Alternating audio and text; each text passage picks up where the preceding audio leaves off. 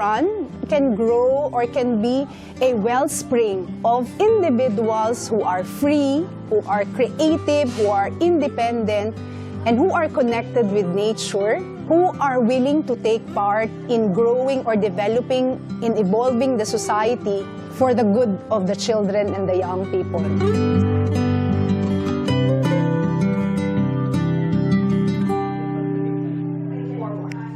I would really say that Tuburan is built by those who carry the impulse inside them. There are individuals who carry and trust in the vision of the school. It is here where children and young people are being given an equitable opportunity to really learn.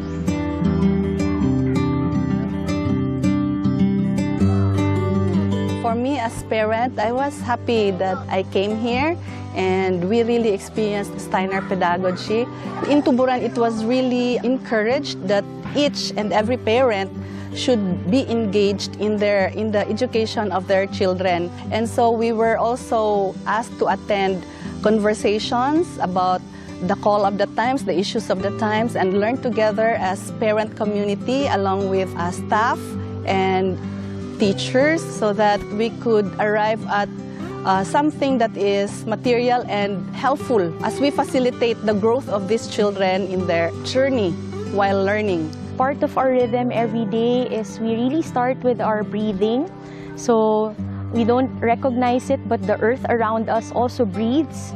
So I really make sure that the kids in class, when I receive them, they're breathing properly, no, not tensed. It's also to build, kumbaga, anticipation and discipline din sa mga students.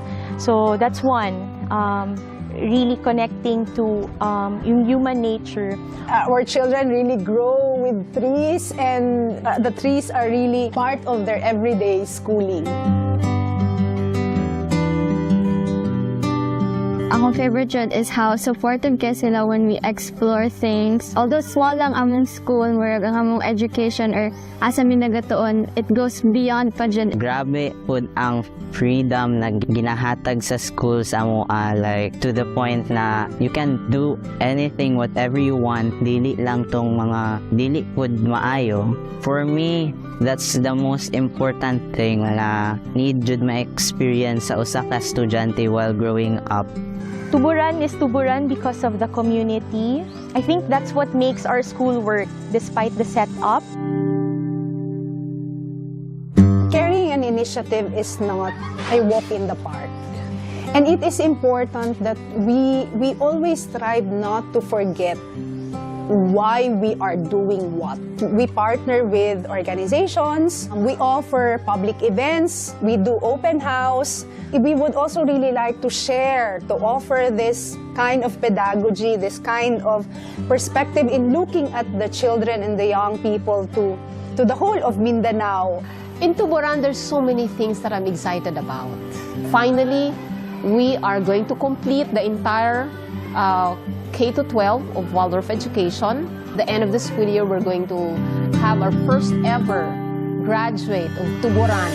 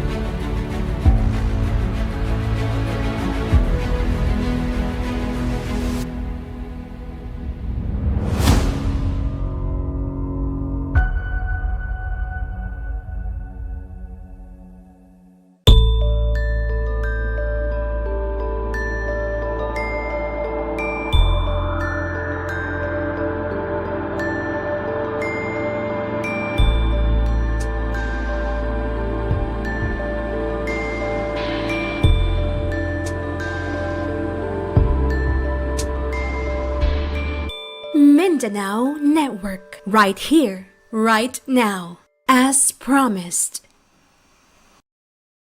Some places you only visit once, while others you return to time and again. In this episode of One Night Only, we explore the island that keeps drawing people back. Who's up for a Siargao getaway?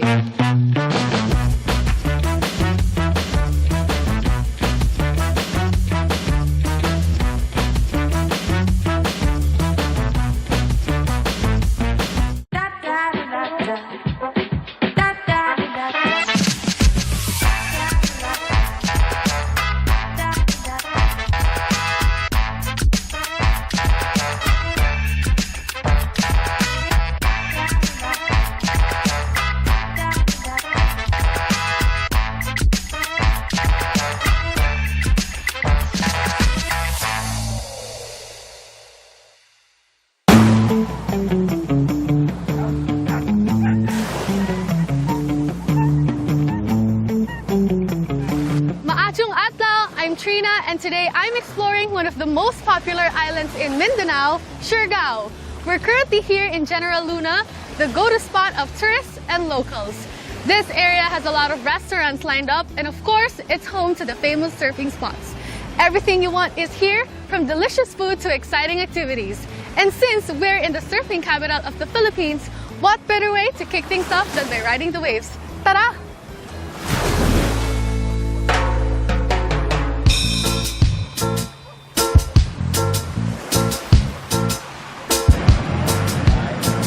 Exploring General Luna is hassle-free, with bao-bao or tuk-tuks readily available. If you're comfortable driving, you can also rent a motorbike to get around. In just a few minutes from my stay, I made it to my first destination. So I'm able to squeeze in time for surfing today. We're here at Jacking Horse, and I'm gonna go to Glen Surf School. It's gonna be my first time trying out surfing, so wish me luck! Jacking Horse is a beginner-friendly surf spot in General Luna. The best part? There's no entrance fee. You can just walk in and you're good to go. Locals and surf coaches are always ready, offering everything from surf lessons, board rentals, and more. I booked a session with Glen Surf School, and the owner himself guided me through the basics and surf safety protocols.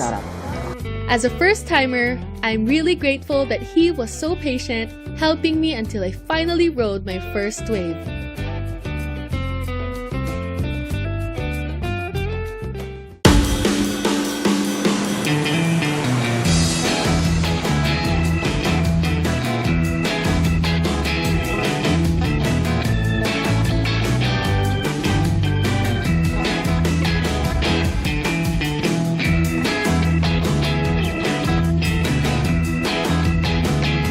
Interested in booking a lesson or session with them, you can easily reach out through their social media pages. With licensed surf instructors, you can feel confident and safe in the water.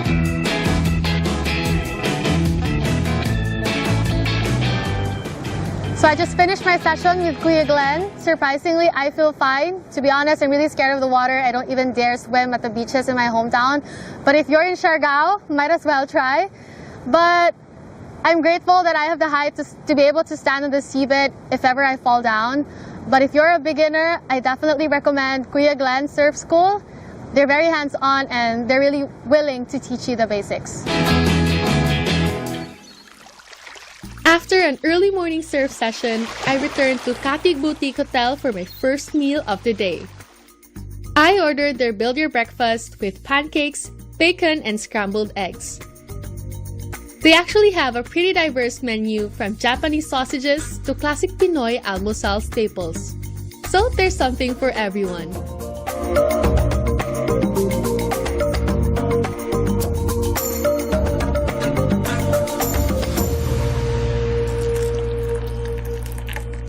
Having breakfast in their garden felt so peaceful, with the fresh air and the beautiful view of the ocean.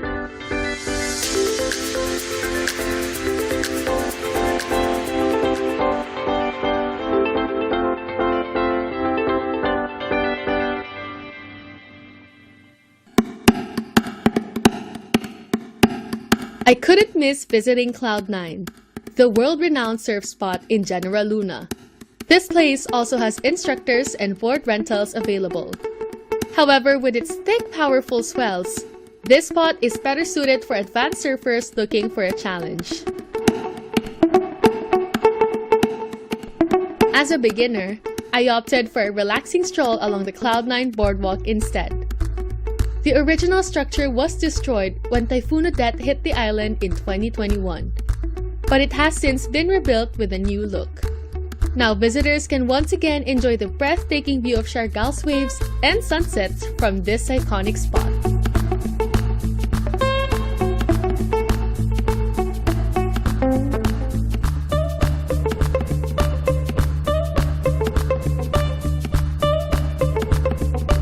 The calming sound of the water and the perfect weather called for a delicious drink to complete the moment.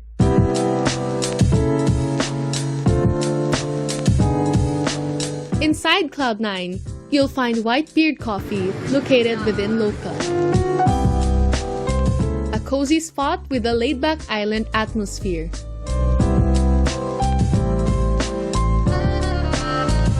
As a matcha lover, I couldn't resist trying their Earth Day matcha, a stunning drink with a vibrant layers of color and a rich, earthy flavor. If matcha isn't your thing, don't worry, as they have plenty of refreshing drinks on the menu, perfect for quenching your thirst under the island sun.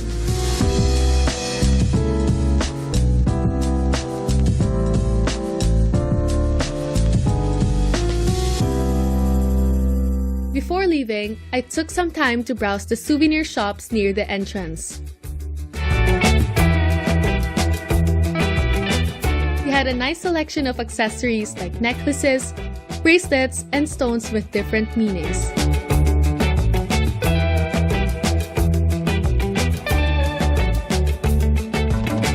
And of course, a few strange and quirky finds.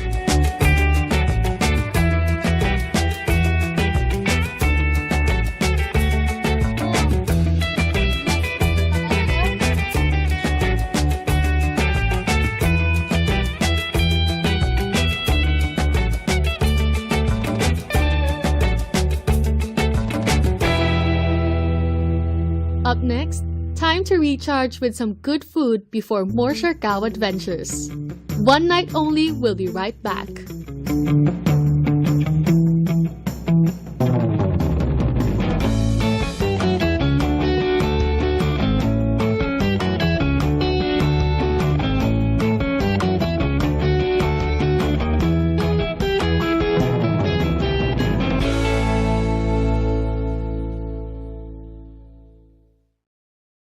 Get ready for the ultimate Mindanao adventure. From mastering Siargao's famous waves to trekking Bukidnon's wild terrains and diving into Mindanao's vibrant sports traditions. Plus, discover how to get there, what to pack, and where to stay for your next adrenaline-fueled escape in Mindanao. Thrills and travel tips, all right here in Mindanao. This is action-packed. Only on Mindanao Network.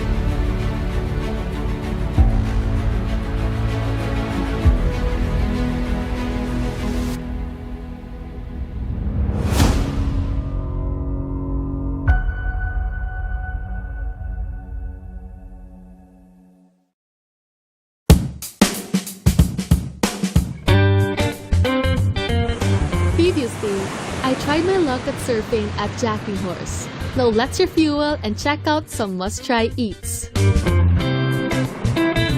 The morning flew by and before I knew it, it was lunchtime. I headed to Kanin Baboy, known for their flavorful lechon.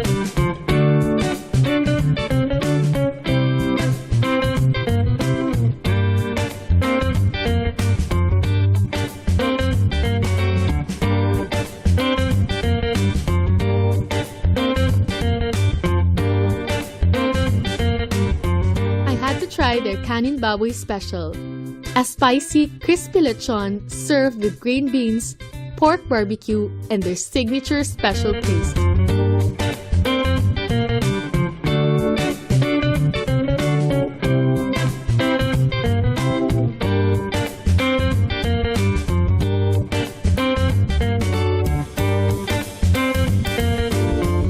Their menu also features a variety of well-loved Pinoy favorites, making it a great spot for a hearty meal.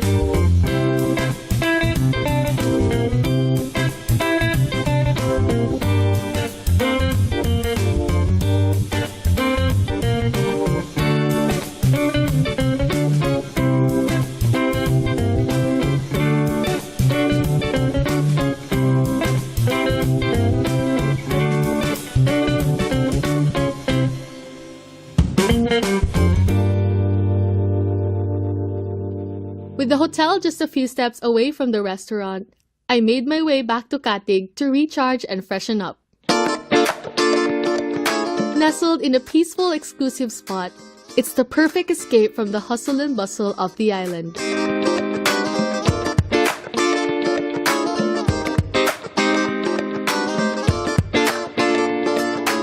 Katig Beachfront Boutique Hotel offers elegantly designed rooms with beachfront and garden views, letting guests fully immerse themselves in Siargao's natural beauty. Whether you're traveling solo, as a couple, or with the whole family, they have a room to suit your needs.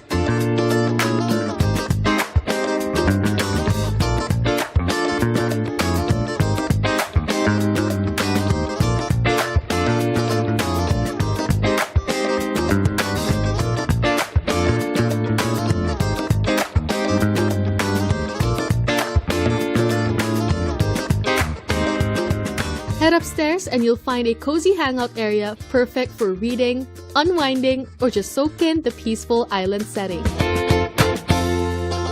One of its highlights is the in-house bar and restaurant, which serves a mix of local and international dishes.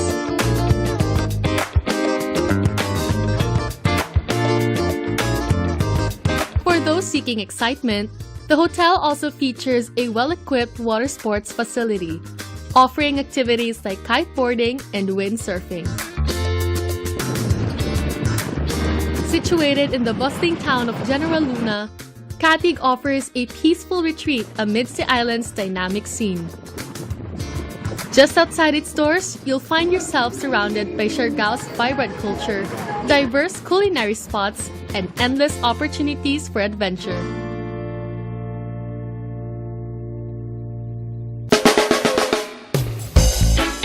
After getting some rest, I thought of checking out one of the island's well-known spots to see what makes it special.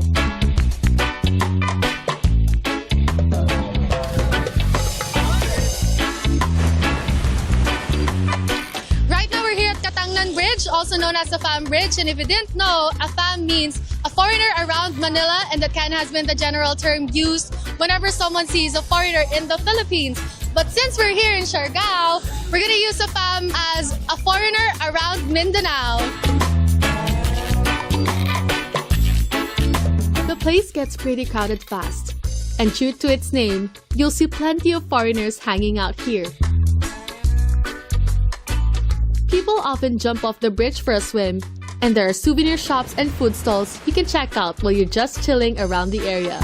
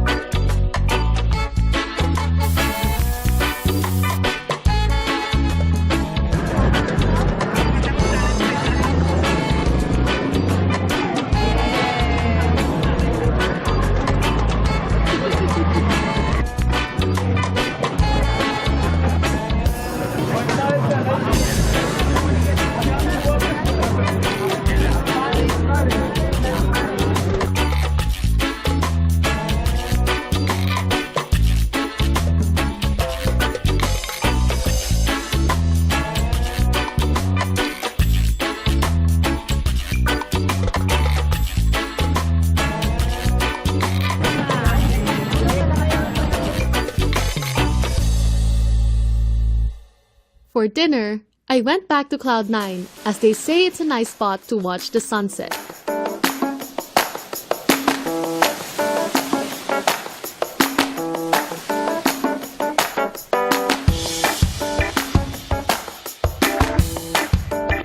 I dine at Loca and their burgers and gambas are definitely must-tries.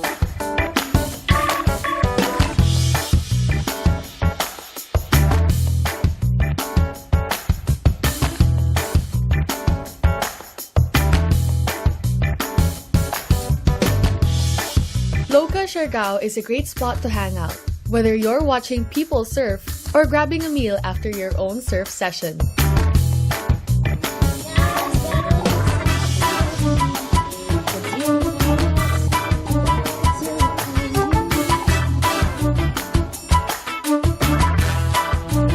Their menu has everything you need to replenish your energy.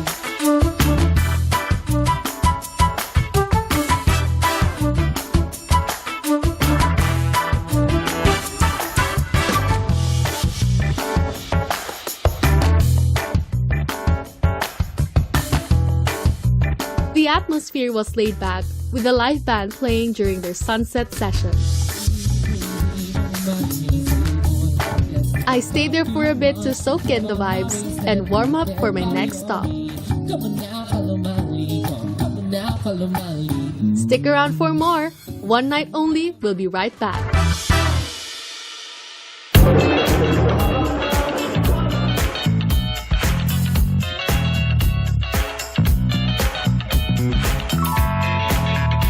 O ganun ko kinitril para at least sabi ko may pagka-Filipino touch.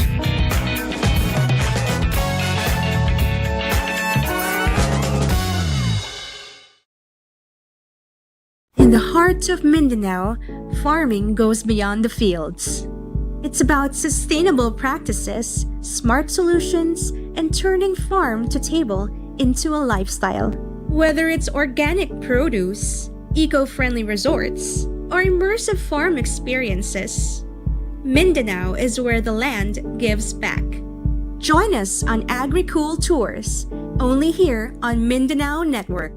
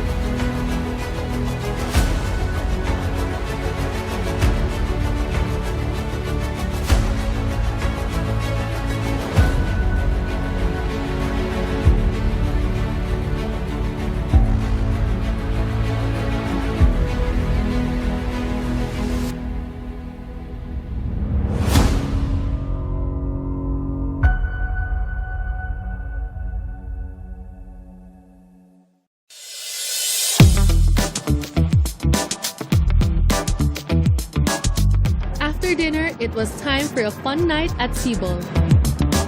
My friends invited me to join them, and I was excited to experience it for myself. Sibol is known for its lively setting during Tribal Thursdays, with cocktails and drinks that perfectly match the energy of the night. Since it was happening that evening, I had to check it out, and it did not disappoint.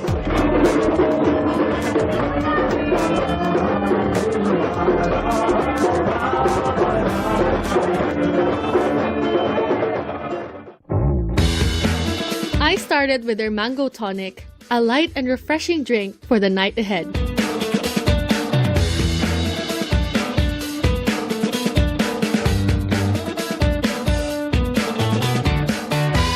They also serve a variety of food including burgers, poke bowls, and other tasty bites to go with your drinks.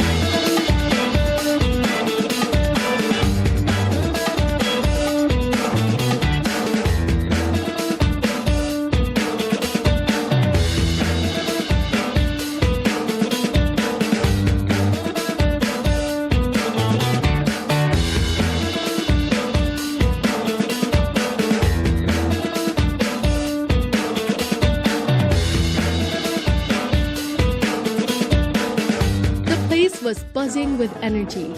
People gathered around, sharing stories and laughter, with a mix of cultures coming together in one high-spirited space.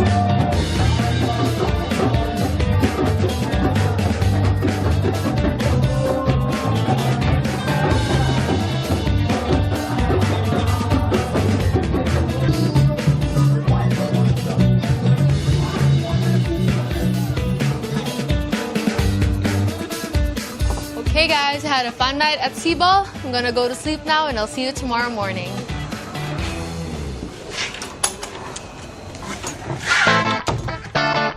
For breakfast, I wanted to try something different, so I headed to a nearby spot just a short walk from Katig. Takam Cafe and Bistro takes breakfast to the next level with a menu curated by Chef Smith de la Torre, blending bold flavors and creative fusions of different cuisines. Whether you're craving something sweet or savory, they've got something to satisfy every palate. Their beef tapa was an explosion of flavors, with the kimchi and furikake flakes adding an unexpected yet delicious twist.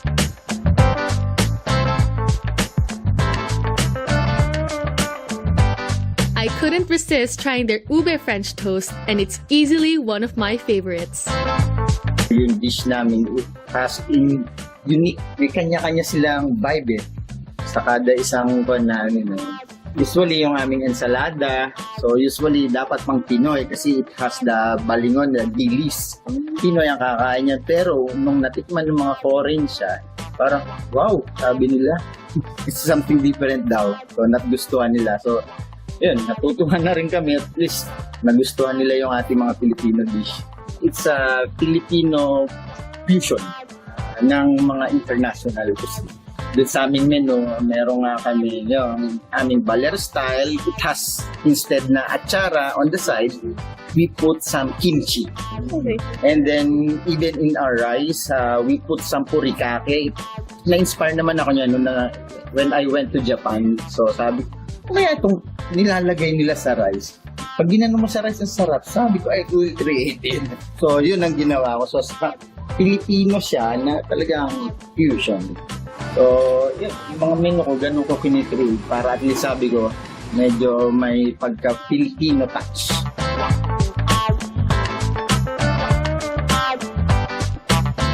After an incredibly satisfying breakfast, I set off for my last stop before heading home.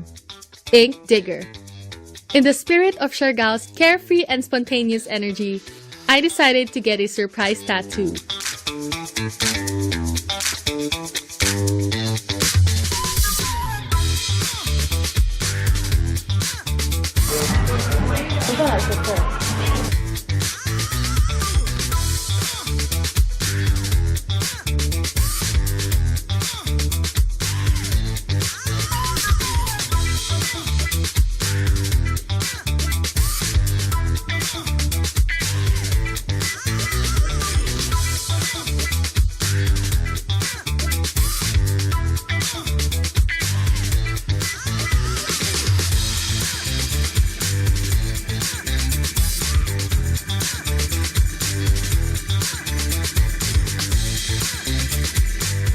They're one of the go-to shops on the island, offering not just tattoos, but also piercings and their own line of merch.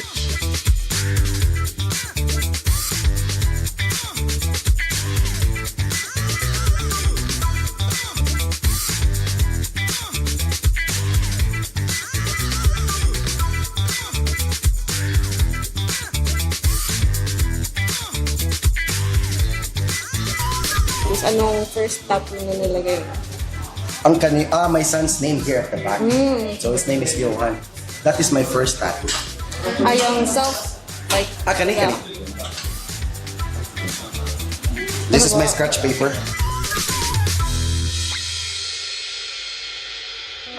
Siargao was a trip full of firsts, making it a place I won't forget anytime soon. But more than that, I finally understand why this island has a way of pulling people back. It has that rare kind of energy that makes you want to stay a little longer, live a little freer, and say yes to things you wouldn't normally do. And honestly, I'm already looking forward to my next visit.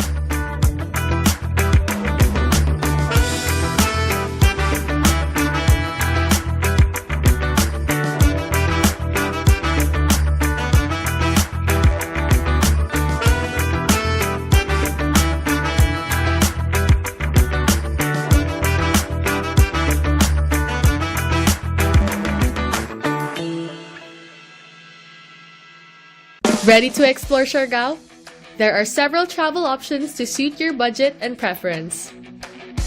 The fastest and most convenient way is to fly directly to Siargao Airport from Manila or Cebu. If there are no direct flights available, another option is to fly to Surigao City and continue your journey by sea. For those traveling from Davao City, you can drive approximately 8 hours to Surigao Port and then take a ferry to Siargao. From Surigao Port, you have two choices: Aroro or standard ferry, which takes around 3 to 4 hours, or a fast craft, a quicker passenger-only option for those traveling without vehicles. Whichever route you take, Siargao's stunning shores and laid-back charm will be waiting for you.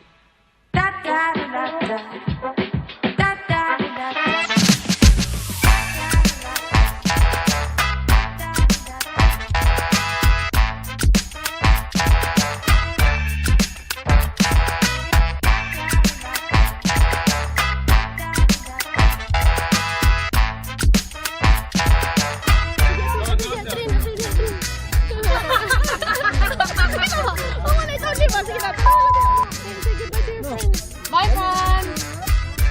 Hey!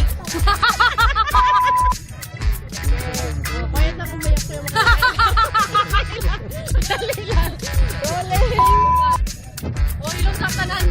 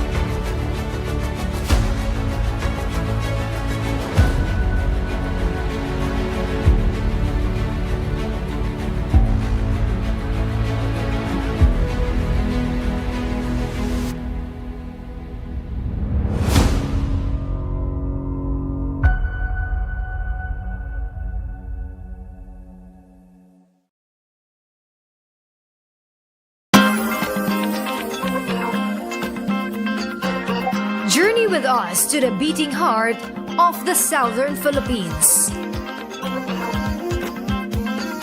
Discover places that captivate. Meet people who inspire. Share stories that unite. On Mindanao, every Monday to Friday at 9 a.m. For generations, we've linked sex to anatomy and gender. Can you imagine color? Pink to blue. Kumbaga, blue ay para sa lalaki, pink ay para sa babae. But neuroscience, psychology, and lived experience tell us a richer story. It's also in the brain, in how we experience identity and connection, and that identity can influence everything from attraction to pleasure and to how safe we feel during intimacy. Coming out is personal, hindi dapat pinipilit, lalo na mataas pa rin yung discrimination and prejudice sa tulad namin na transgender women. Not all women were born female at birth like me, di ba, Doc? Yung consciousness kasi na form later on.